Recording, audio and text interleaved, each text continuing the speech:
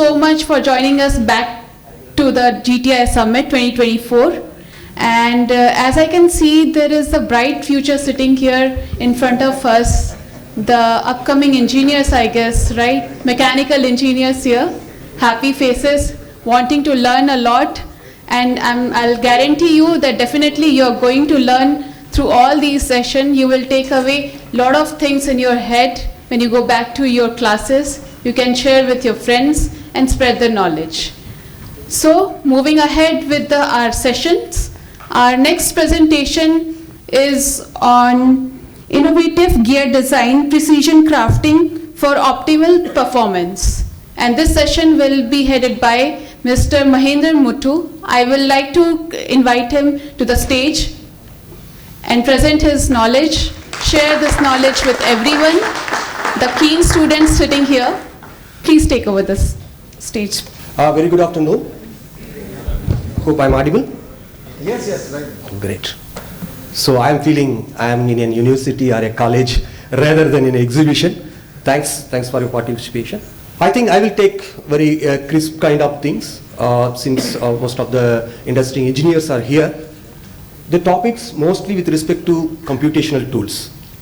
So mechanical engineering or industry, now the gap between academia and the industry. So I hope this session has to bridge little bit gap, whatever it is. I feel today with an engineering graduate when entering to an industry, so how it will be bridged. So it will be, the first topic will be advanced computational tools and calculation methodology, standard, other things. So second will be about standards, how to integrate standards for industry requirements and how academia can cope up for this kind of standards rather than textbooks or reference books. And next one is about future, sorry, it's better for me.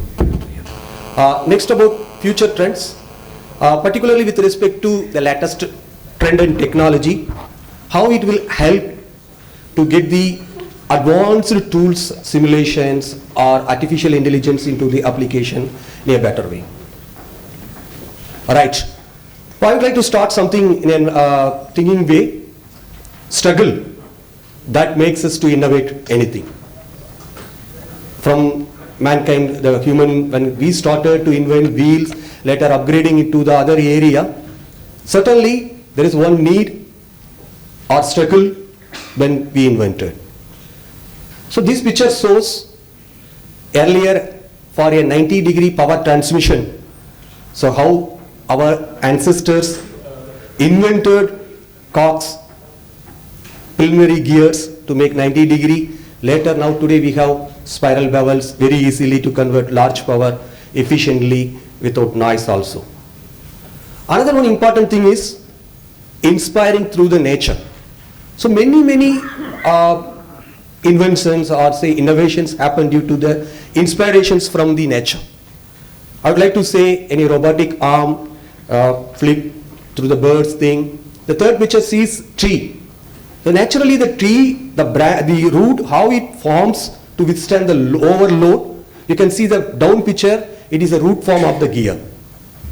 So it's nothing but it's a bionic form, what it is used by Voith team and other peoples in the industry. How the full root fillet help us to withstand root strength or otherwise socking loads. And honeycomb, that technology into the rapid prototyping, when you are making the models into lightweight and more strength, this is another important area whereas many innovations inspired from the nature. Okay, so now we have to say why optimize. The term optimize having one is minimize, another one is maximize. Combined together we can say optimize. So I want to say high power density. So that's maximize the power, but reduce the size of the gearbox. So minimize. So no need to see operational research subjects or something else to understand what is maximize, minimize. It is applicable to the gear industry also with respect to the compactness. So here the optimize is with respect to the torque or power density. That's very important. Lightweight, another important. Reliable, it's supposed to be durable. Again, it is cost. So cost effectiveness also in our design. So the industry as of today, now there is a huge competition internally and overseas also. We have to overcome the compact design when we are designing new products. It's supposed to be cost effective too. So this is the challenge in front of design engineer from the management perspective. Right. So few examples, morning session, Commander explained many things about submarine and other defense area, but particularly going to the industry. The first picture showing a rolling mill, second one is the windmill gearbox or in the defense item. You can see when this rolling mill is a continuous rolling, a stoppage, it completely stops the complete entire product. JSW, Tata Steel, anything, if the first mill stops and the entire full mills don't get any material.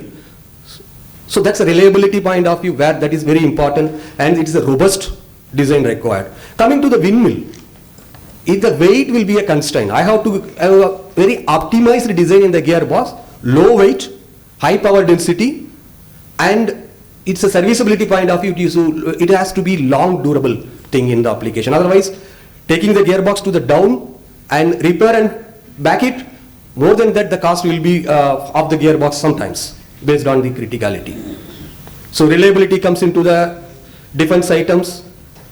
Here I want to put a stress very clearly.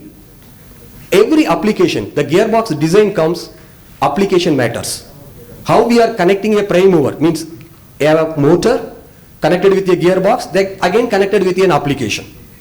So the design is not only gear and internal part, the designer has to take care about how I am connecting the prime mover and the application. So what kind of connections, what kind of coupling I am doing, whether it is a flange coupling, a rigid coupling, flexible coupling, fluid coupling, how it will take the load, its phenomena, how the motor's phenomena with VFD drive, or what kind of connection. That matters more than understanding. Otherwise, we will have a very good design for one application. Later put into a machine, we may have surprises. So that's why understanding the application is very, very important. The second picture, I shown some screw compressor profiles, whereas there is no oil-free compressors also came. Today, then that is a very important is the profiles, two profiles in the screw, they should not touch. So the gap, the air gap between male and female rotor to be maintained by the gears. The two shaft in that rotor will be connected with a very precise timing gear. So we will always keep the micron level gap between two elements. So here the application demands for accuracy. Okay, so coming to the design logic, how we evolved. I think we are used manual calculation logic with design data book, later maybe with respect to Dudley's book or Maitra's book. So many textbooks. This is the initial beginning for every engineer. Then small Fortran, Visual Basic programs. This is second era kind of thing, little bit automation. Later that today, you can see multiple softwares, maybe Romax, Mazda, FEA, GWG, Kissap, Dontine. Every software giving an excellent output. There may be 10%, 5% difference between software. They have their own unique features, specialities, but giving a weightage as an industry specific. All are good in their own specific domains. So how we will use them, leverage them for our design aspects. So now we are coming to the first topic, how these virtual simulations will help us to correlate the physical model and how we'll get the data and design our gearbox first time right. So this is very, very important for any designer in the industry. So first time right, quality product which is reliable and durable for the application. So that's a challenge in front of us. Later people will come with manufacturability, how to access the quality, how to get the low cost, all will be in the other mind also. So combined together, the concurrent engineering approach, not only this, crossing the borders of other departments, starting from material sourcing, because we can't take a unavailable material in our industry area, supplier chain. So supply chain management comes, marketing will tell I need 30% of existing price, reduce. So big challenge in front of us. Again manufacturing will say you are giving dim quality so and so, I can't manufacture with existing machines, investment required. Then how to inspect all these parameters, how to assemble, how to get the final thing. This is a challenge another in front of us. So comparing all these things, what is the trend and technology today available? Few of them available are known to you, maybe new to you also. Just we'll discuss these points one by one. I'm saying when it's a design, any software, it will go with one kind of what we call as a function as sizing, gear sizing function. It means I have the application. For this particular application, I need this much torque, and that torque to be transmitted with a particular speed. So we know the torque, we know the speed. From that, we have to decide a prime mover motor selection. Based on the difference between the motor speed to the application speed, how we will choose right reduction gearbox, some application, how some step-up gearbox in some other area. Why step-up gearbox? Why reduction gearbox? Take a rolling mill, take a sugar plant mill, any roller, motor is 1500 RPM, your roller will run with 12 RPM, 15 RPM. So step down gearbox. Take a windmill where the blade rotates 10 to 12 RPM. Then it will be increased to 1500 to suit the generator in the application. So step up gearbox. Either step down or step up. So based on the requirement, we have to design. Once we understand the ratio requirement and the torque requirement, now comes up to designing the other parameters, particularly gears, shaft, bearing, housing, lubrication oil, whatever kind of flow rate required, any additional cooling for thermal rating, any kind of instrumentation for our reliability aspect, condition monitoring, artificial intelligence for algorithms, anything. This is designer's role now. So we have to understand the customer requirement, we have to understand the design requirement, and we have to suit it. In between, this design to be approved by some agency. So now comes under on what basis we will get the approval. So standards come into the picture. Am I doing the design as per ACMA standard, DIN standard, or ISO standard, or GIS standard? Then when we are selling to America, we need AGME. When going to Germany, DIN required. Anything Japanese, GIS required. GHOST required when it is sold to Russian countries. So based on the territory also, sometimes we have to. More than that, when we are supplying to petroleum, API design standard required. So this designer have the design logic. Then life hours. I need this gearbox for 40,000 hours, 5,000 hours, use and throw it, or 1,50,000 in the windmill life. So now the next point is we are considering the life factor. Then material selection. Am I having the volume hardened series, case hardened series, what kind of material? Then size, whether which module, how much face width, how much helix angle, all the macro geometry parameter. Once macro geometry is over, now shaft come into the picture. Where I am placing the gear, how I am supporting two bearings between one shaft, what is the span of that, will it withstand, what kind of bearing, whether a spherical roller bearing, taper roller bearing. So now this is another requirement. Once bearing decided, shaft decided, now comes to strength of materials. So this will get deflected. Due to the deflection, what will be the effect of my gears, and due to that, what kind of influence will happen on the gear sets. So now contact analysis. So to avoid the interferences or good contact pattern, we are doing microgeometry optimization, particularly for crowning, tip relief, helix angle. So this is another concern for the engineer. Once this is over, now housing. How I will stiffen the housing properly? Will it withstand the loads? Whether there will be a chances for any kind of resonance in the housing? So that another point. Once housing frozen, then what kind of oil? Viscosity, grade. So what will be the operating temperature? What is the power loss inside? Based on that, the lubricant viscosity, VG320, VG460, synthetic oil or mineral oil, now another concern to the design engineer. Once everything built, peripheral velocity, if it is more, then we can't allow some lubrication or splash lubrication, we have to force lubrication system. When force lubrication system goes, do I need a cooler? Then thermal. Again, thermodynamics comes, cooler calculations properly, or pump calculation. Once all over, when it is run with a particular RPM, will it resonate? Will it create a noise, vibration, or will it create any kind of unrequired parameters? So this way, then ultimately now we are giving drawing to the manufacturing. So what kind of information we have to provide in the drawing for manufacturing? What kind of control systems or measures for quality control? Which parameters to be inspected? This is another requirement. After that, it is let's assume it is qualified, assembled. Then how to check I did a calculation, whether this calculation is right or wrong, then validation. So how to validate the gears, what kind of loads, this is another criteria we have to consider. Once load test is proven, field test, putting into a particular application. Let's assume we are designing a gearbox for a standard application, catalog product. This gear will go to a extreme end application also, light application also. How this will withstand?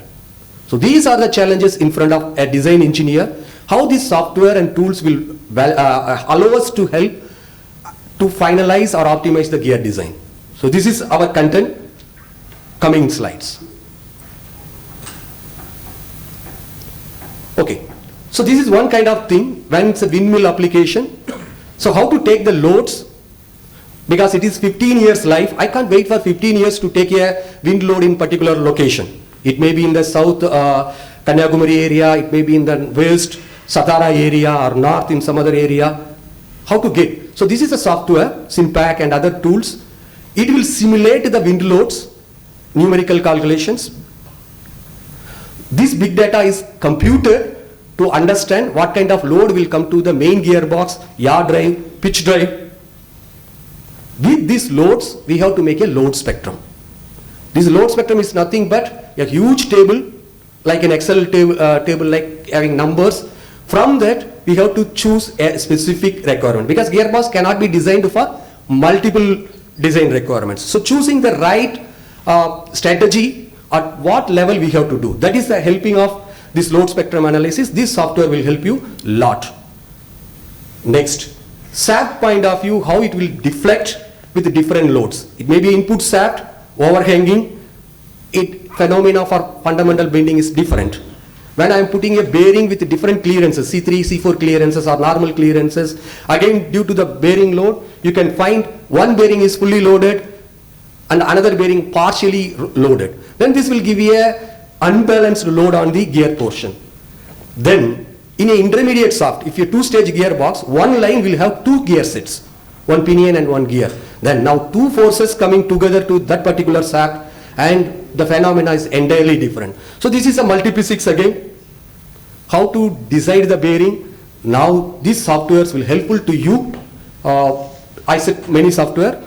So any one of the software, if you use properly, as morning we said clearly, right input, right output. Otherwise garbage in is garbage out. So the input parameter is very, very important. That's why the expertise from the industry or expertise from the particular application engineering or maintenance team, they will give the very important phenomena rather than theoretical information. So collecting together, we have to start. Then this curve is nothing but your strength of materials, shear stress diagram after bending moment diagram. You are doing all these things. But now it is automated in the software. One moment, you can do thousands of calculations with iteration. What is this iteration? I need a center distance of 300 mm, let's assume. I have to transmit 10 kilonewton torque, Newton meter torque in that particular line. So what kind of solution I can have? Put this requirement, put an iteration, 2 model to 10 model, helix angle 10 degree to 17 degree, phase width 25 mm to 75 mm. Put these iterations. It will do all the combination and permutations within 2 to 3 seconds to 10 seconds maximum. Good softwares will analytically do everything and suggest you 8 model with helix angle, so much of this phase width will withstand this, having this much of root safety, pitting safety like. If another iteration, it will show it is good for your harmonics or this noise and vibration kind of things, good for that. Another model it will say it is good for your pitting sense. Like that, these analytical softwares computing such a faster way and algorithms give you the best design in a one single stroke. So these earlier in the industry taking 3 months to 1 year to size a right gearbox for 1 or 2 model, then again making it to computation, this real prototype manufacturing, testing it. So it's a long duration period earlier. Now it's matter of clicks. I can say 5 minutes to 10 minutes, an experienced engineer has to provide a right input, he can get the output. And very important is, this is an industry term, academy I don't know, we call as a KH beta, whereas how the load concentration is happening inside. It means a moment it will be peak load, you can see the down load and average load. The peak load to the average load is nothing but called as a KH beta. So we call as a phase load factor for flank and root also later. So this gives the quality of design, and this gives how other processes like manufacturing, assembly associated with that particular company, how an integral function they could achieve the requirement. Because as a designer I can claim anything in the paper, but what is really manufactured, what is really assembled, how it is performing in the application, it all depends with respect to, if we say one parameter, if we can calculate this in advance, prove it with the strain cages fitting into the road portion. This is one kind of acceptance criteria with windmill gearboxes as a GL function for type approvals. I'll say this is another area, loaded tooth contact analysis, what we call LTCA, another analytical area. Completely, the gearbox will not go with full load. Let's take a vehicle also. We will go with the second gear sometimes, fourth gear, fifth gear, in the climbing in the mountain or going negative torque in a slope. So these all goes with positive negative torque also. So this will phenomena, which load I have to optimize the gears. I want to give a profile correction, lead correction, which load I have to do. So that's why we have to compute multiple analysis, multiple variants, take likely load which will operate more and define the critical constraints. Suppose I want to go with 80% load with this particular speed condition.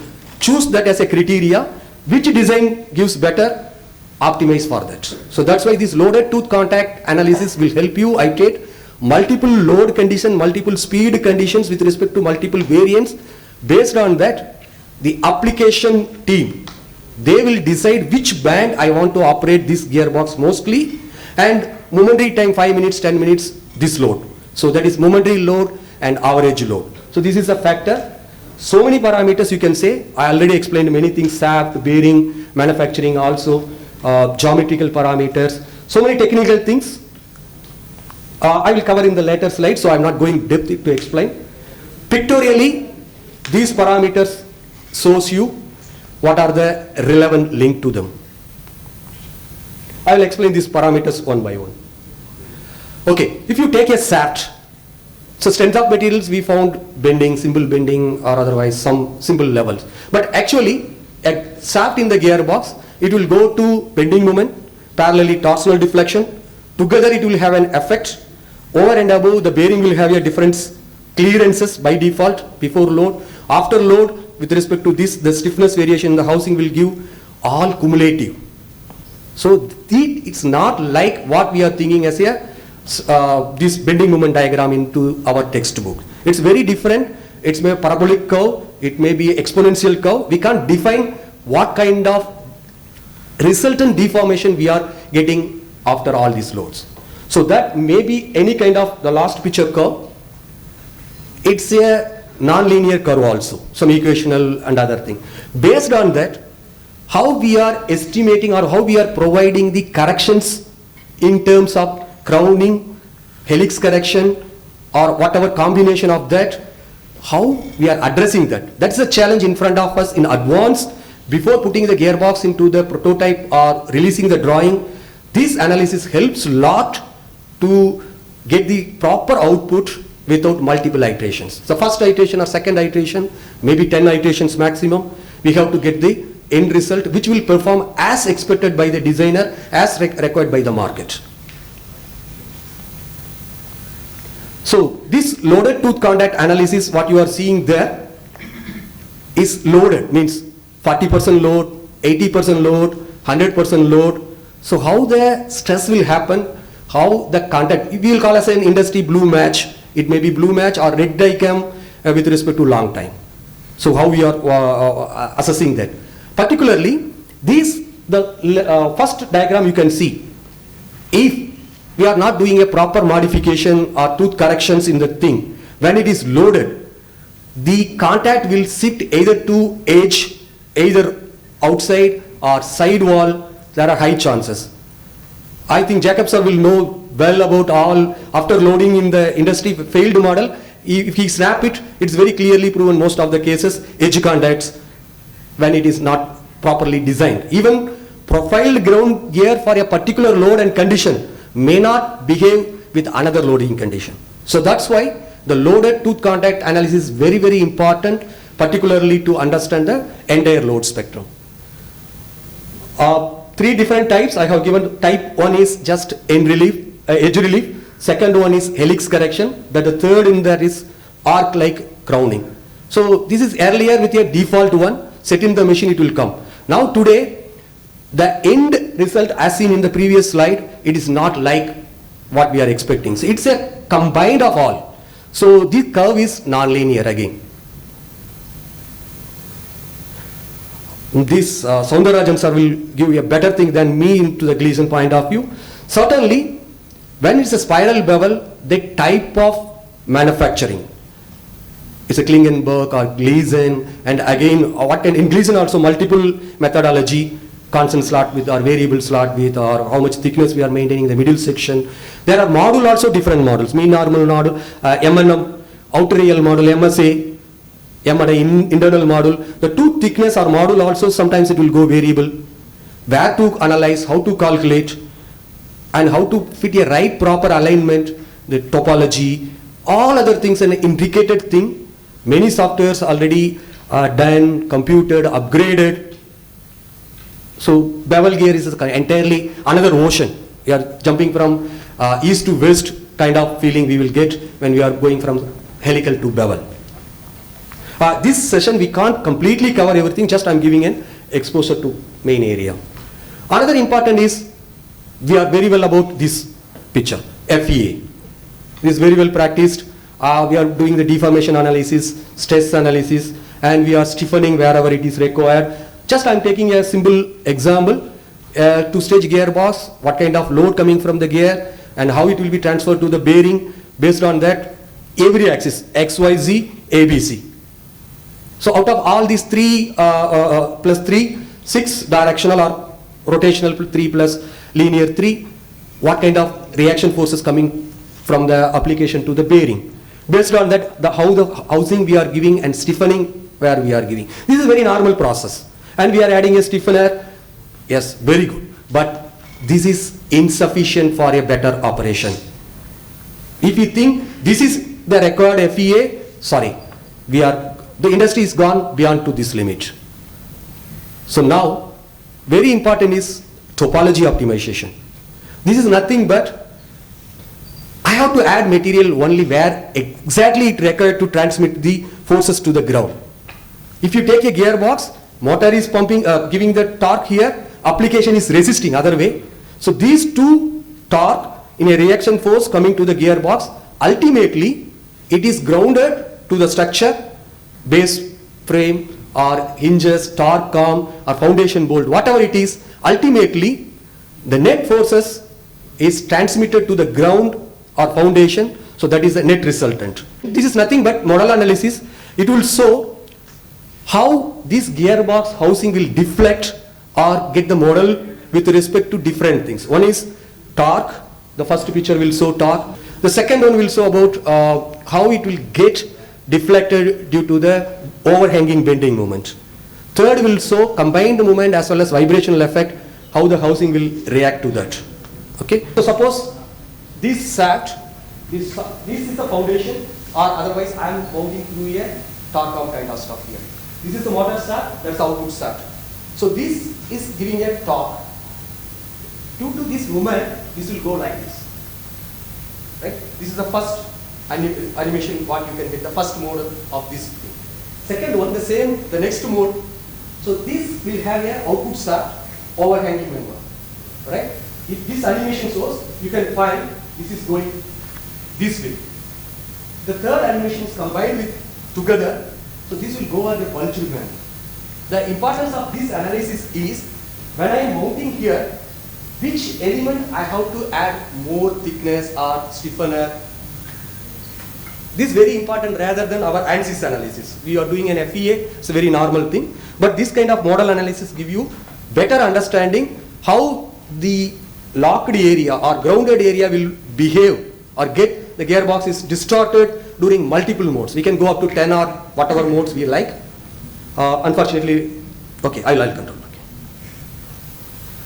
Okay, so this model analysis and topology, ultimately you can see An industry gearbox today available, a standard gearbox. What is in the first picture? You see, due to that application, what is real material required?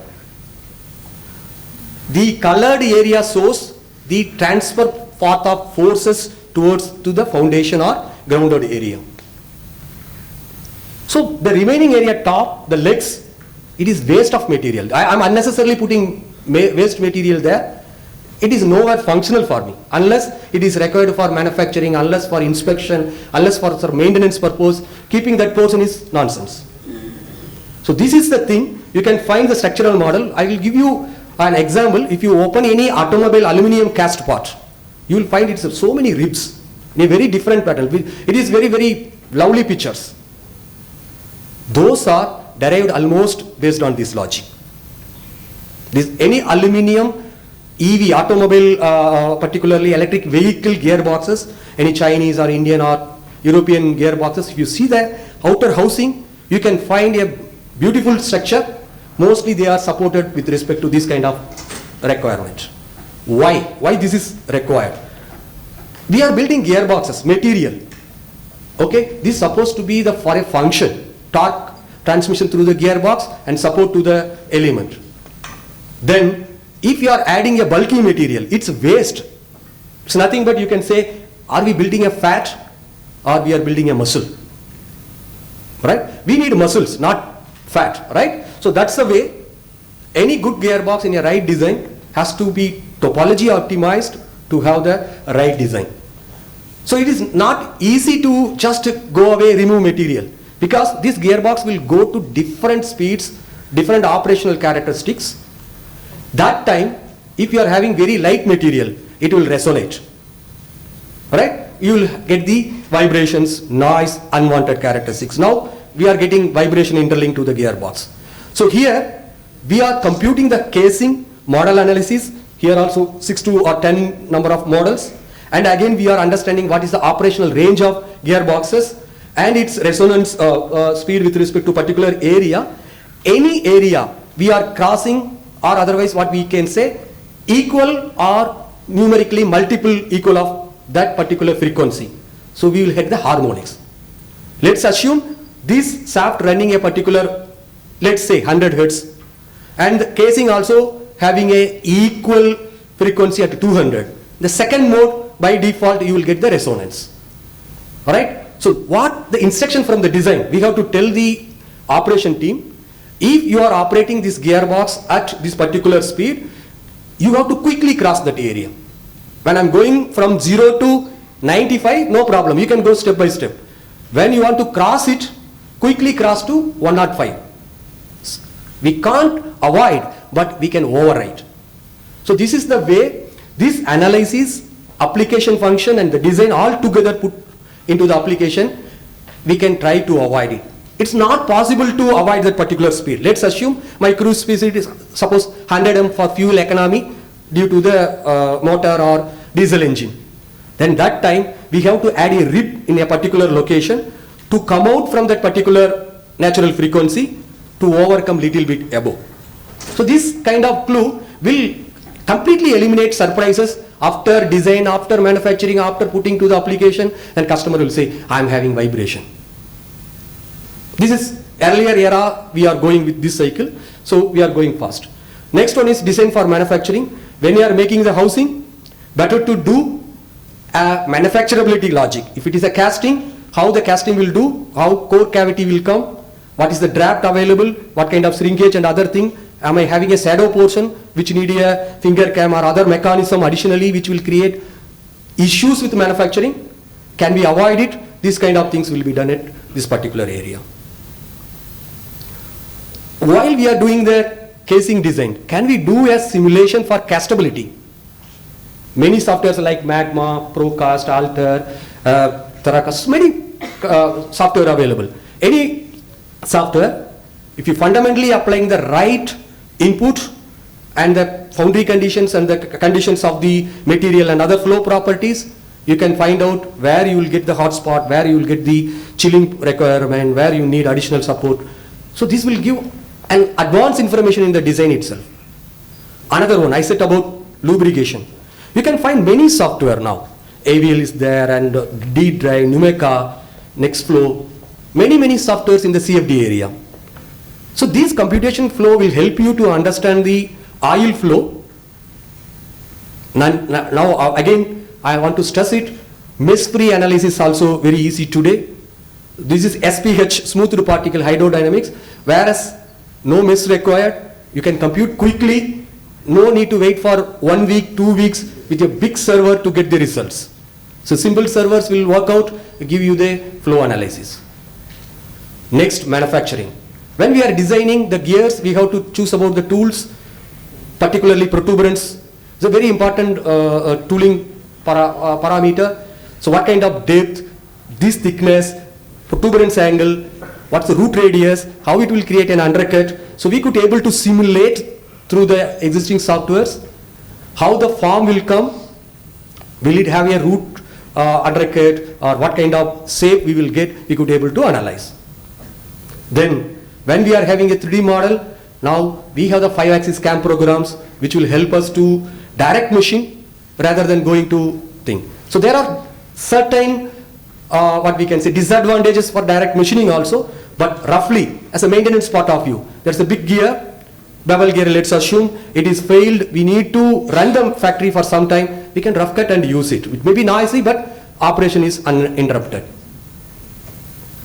And integration of tools and measurement instruments together during the manufacturing process, which will help you what kind of error is happening during the manufacturing time itself, and it is closed looped. This interlooping will help you to give the character to the machine. So during the grinding process, you can easily get the better manufactured component. Then after grinding, like Barkhausen testers, to ensure these grinding burns are not inside. This is very important, otherwise this will create failures later also. This integration is help lot. Ultimately, I would like to stress here, very important one is how we are integrating the physical space with virtual space. Duplicating the physical model in virtually computers, integrating the material and other quality parameters, operational parameters, and what we can say, iterating the operational characteristics in advance and how it will behave into real application, we could able to simulate, correlate, then loop it. So this is the main important thing with respect to what we call as a digital twin. It's nothing but we are duplicating the physical environment in a computer virtual environment. So either the machining area or designing area, quality control area or maintenance area, the digital twins are now very important. Ultimately, rapid prototyping. So when you are giving a concept for manufacturing, concept for assembly also, some critical components, when you are assembling, you don't know what sequence we have to go, whether it will be in interference or we can lock it in a sequential way. We can train our service engineers or assembly people, or we can see physically how it will look like. The rapid prototype models will help you to build in advance. And even through now sand casting by additive manufacturing, which will be a very critical course, which is very difficult to do conventional process, we can just 3D printing sand with resins and we can use it in the foundries. So we are crossing the second area now, international standards. Why I'm stressing international standards? These standards are guiding people and giving, crossing the barriers, particularly in America or USA or Germany. So how one design made in one country will suit for other things.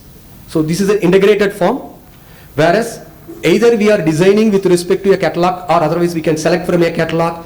We are designing a new product by our own or taking a reverse engineering methodology. Whatever methodology, whatever I explained earlier, the process is applicable. Either we will skip one or two, but ultimately the process steps are equivalent. So now this ISO, DIN, AGMA come into the picture. They are helping us to understand how to design a right product first time. Particularly, I would like to stress AGMA, because this AGMA standard having around 110 standards in its area. It covers 28 topics and it includes almost 450 industrial members as a member. All are gear manufacturers, they are sharing their expertise and issues there. And they have 20 plus consultants as well as 40 academians. To mention here, IIT Guwahati also part of this membership. So these IGMA standards address design and analysis, manufacturing quality related things, materials, metallurgy, heat treatment, operation, maintenance, lubrication, gear failure from the end to end. So when one well versed with a standard like AGMA from end to end requirement, the concept of first time right design is very much easily feasible rather than multiple iterations. To complement that, ISO also having standards, whereas ISO TC60 is the committee where this same AGMA or ANSI, they are taking their secretariat position.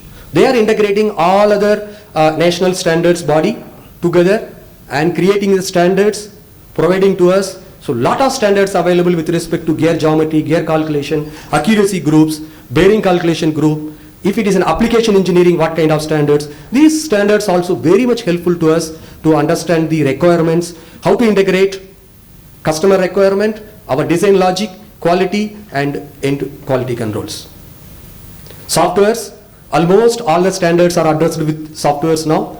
You can choose your required standard and you can get the required safety factors or calculations.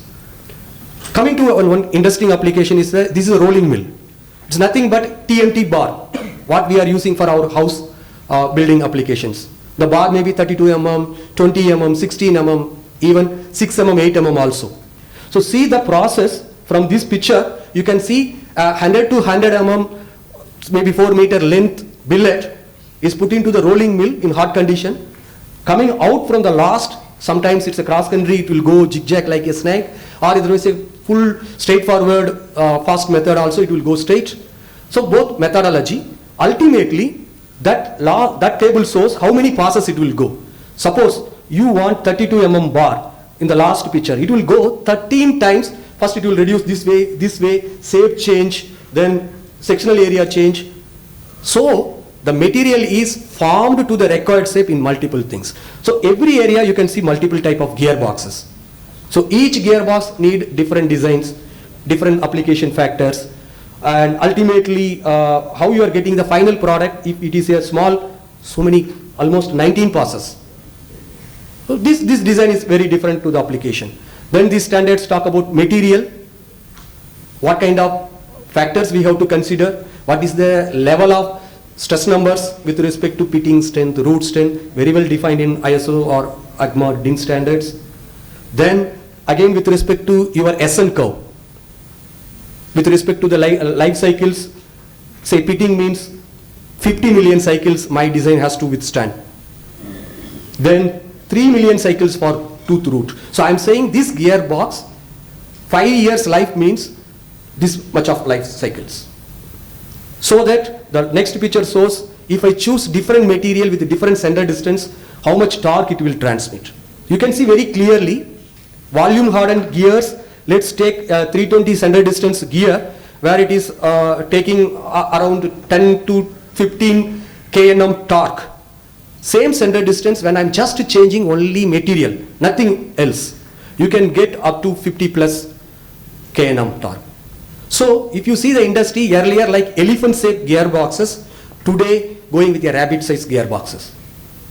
Because power density is inbuilt with respect to additional material, case hardened, alloyed steels, so much of things. Now the standards also guide us what kind of information to be given in the drawings with respect to accuracy grades, inspection parameters, how to inspect in the CMM or manual, and other micro macro geometry parameters, what kind of crowning to be given, what kind of cutters to be provided, we have to give all in the drawing. Ultimately, two gears are in missing, what kind of transmission error it will provide, single flank tester, double flank tester. This will give you very clarity on the quality of manufacturing when it is going with the mass production. So now I'm coming for a very interesting part, what kind of failure will happen with gear. The first failure is pitting. Pitting is nothing but when you are having a complete gear transmission from one teeth to the another teeth, there is a localized compression or it's not able to take that surface pressure. So it will create a little bit micro pitting, later it will progress as a macro pitting also. This compressive stress or what we call surface durability is addressed through standard number 2, ISO 6336 and other relevant equivalent standards. You can find many related parameters. One interesting point is standards are also evolving from year to year. If you compare last graph, a formula, what we are using today or what we used in 2006, which will go as a denominator, as a root of cos beta. I'm putting a beta is helix angle. Let's take angle 20 degree. You will get angle value of 0.9, that parameter value. 0.9 in the denominator, I'm getting more safety. Later, due to the innovations or a kind of research and other things, the formula in the ISO itself changed as 1 by cos beta. You can find the curve now. This 1 by cos beta latest standard goes 1.1. So if I put instead of 0.9 in the denominator 1.1, now the safety goes less. So the standards are evolving, upgradations are happening, lot of researches are going on to this standard. And particularly this slide shows a crowned gear or modified gear without modified gear. In the last table you can see 1.2 as a parameter. If I have a properly designed, I'm stressing properly designed modification, you can get 20% more torque capacity in the same design without changing the gear model, nothing else, material also, by introducing micro geometry. The next failure is bending strength. It's with an impact kind of stuff, whether the material will take. Again, you will see the Lewis or background formulas. Here, many parameters. It's not time to explain anything. So few things in this parameter, particularly with respect to YF factor. This is the root strength. When you are doing it, how it will affect. Again, the new standard integrated epsilon. Root form, what we discussed earlier, a small edge or notch, it will create lower torque. A small change with respect to this new parameter. So this is to explain how standards are evolving, how they are improving day by day, and they introduced new tooth flank fractures also. This means a case carburized gear, after the case carburizing layer, there is a localized stress happening, then it will grow towards top and towards down. Towards top, hardened layer, it will not quickly progress, but it will come towards the root. So the failure initially, the primary crack starts towards the root portion to the next flank quickly. Meantime, by aging, then opposite flank also happens. Ultimately, you can find a V-shaped cut, the gear is broken completely. So this is a new kind of failure added in the standard, a complete full standard at part 4 in ISO. Next is scuffing. It's nothing but what we can say, shortage of oil to take the load or separate two materials, gear and pinion, and momentary metal particle touching. It's a momentary thing. The temperature suits up anything like that, and you will find like thermal welding and separation. This is an explanation little bit for scuffing. So here, this red note is very important. A momentary scuffing load will create the complete gearbox failures. And the lubricant has to separate, so it has to overcome the asperities. I'm just crossing other area. Another failure mode is micro pitting. It's a beginning of pitting logic. And comparing standards internationally from AGMA to DIN or DIN to ISO or whatever this. Earlier, AGMA 2000, they are using a quality standard. If I say 11, then comparatively you can say DIN is 6. Ground gear earlier called as 11 grade at AGMA, 6 grade. It's an understanding issue. Kind of thing created in the industry. To avoid that, AGMA upgraded the standard at 2015 as almost equal. So DIN 5 means AGMA 5. We can closely tell like that. So these grades, AGMA comes with A2 to A11 as a accuracy grade. Old grades are given Q3 to Q15 like that. So when they are saying AGMA 6 as a standard, now we have to have the question whether it's an old standard Q logic or a new logic A standard, A6 or Q6. Now we are coming to the artificial intelligence. Wow, it will help us completely. Now the complete gearbox, when it put to an application, we have to measure multiple parameters like lubrication, vibration, oil particle quality, temperature sensors, everything now integrated, put it as a small black box kind of stuff, continuously get the data, anything going wrong, it will give the signals. What is going wrong? Vibration, again, comparing with respect to international standards, what is acceptable level again for us. Again, sound intensity checks, no need to go with a vibration sensor, even take the noise recording through a cell phone, share that cell phone sound data, knowing the gearbox design, bearing and all other things, we could able to compare the phenomena where the intensity is more a particular frequency related to which element's frequency or its multiple harmonics. We could able to correlate, probably this may be the bearing issue or a shaft issue or gear mesh issue. Then these validation tools now almost helpful to understand all the failure modes whatever shown in the picture, either gear failure, bearing failure, shaft failure, and the complete load system with integrated to back will help you lot to validate complete system. This is one picture shows 2.1 megawatt windmill gearbox back-to-back assembly, how it will look like. It's like this room completely occupied with 2 motors and 2 gearboxes and control panels like that. Ultimately, finally, efficiency. Every industry has an OEM point of view rather than the gearbox. As an end user point of view, I have to know I am using X gearbox. I want to have Y gearbox to save some money. Can I use it? So this question comes from purchase department to the designer. So the R&D or design has to understand what kind of parameters to be checked to replace one model to another one. Otherwise, what will happen? We will replace for low cost material. Later it will create unnecessary issues, either vibration, failure or nothing happening. It will consume more power also because we don't know what is internal design. So this point of view, a small setup with respect to 4Q vector technology. No need for a very sophisticated back-to-back setup.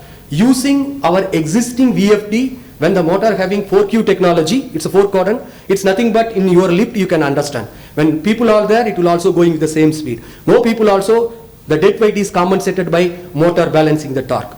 So this 4Q technology, integrated motor or VFD motors could be used even for small level load testing also. Ultimately, to finish this, I would like to say IoT or Industry 4.0 or CMS, SCADA, whatever it is, it's all are integrated almost. Today, industry need designers who could able to understand the complete spectrum of gearbox in its life. We'll call as a product life cycle management. End-to-end solution. How he could understand the design requirement, application requirement, manufacturability, quality checks, reliability checks, customer and application, ultimately cost saving to the customer. This is the challenge in front of designers. I hope something will be taken back by you as a beginning with your industry very soon. Thank you very much.